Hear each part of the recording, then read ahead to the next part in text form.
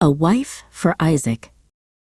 The sun rose over Canaan, but a shadow fell upon Abraham's heart. His beloved wife, Sarah, had passed away at the age of 127.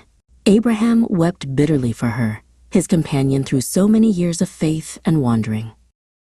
Abraham stood up from beside his dead and spoke to the Hittites, the people of the land. "I am a foreigner residing among you," he said, his voice heavy with sadness. "Please sell me some property for a burial site here so I can bury my dead." The Hittites replied to Abraham, "Sir, you are a mighty prince among us. Bury your dead in the choicest of our tombs. None of us will refuse you his tomb for burying your dead." But Abraham bowed before them, insisting on buying the land. Abraham then spoke with Ephron the Hittite, who owned the cave of Machpelah. After some discussion, Abraham agreed to pay 400 shekels of silver for the field and the cave within it. The transaction was made openly, before all the Hittites. And so, Abraham buried Sarah, his dear wife, in the cave of Machpelah, in the field of Ephron near Mamre. Isaac, her son, mourned deeply for his mother. The loss left a quiet ache in his heart, a space that only time and God's plan could fill. Many years passed. Abraham was now very old, and the Lord had blessed him in every way. He called his oldest servant, Eleazer, who was in charge of all his possessions.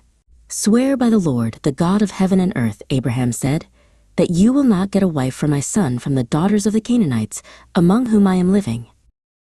Go instead to my country and my own relatives, and get a wife for my son Isaac." Eleazer swore to do as his master commanded. He took 10 of Abraham's camels and many good things, and set off on a long journey to Nahor in Mesopotamia. When he arrived near Nahor, Eleazer made his camels kneel down beside a well outside the town. It was evening, the time when women came out to draw water. He prayed, "Lord, God of my master Abraham, make me successful today, and show kindness to my master Abraham.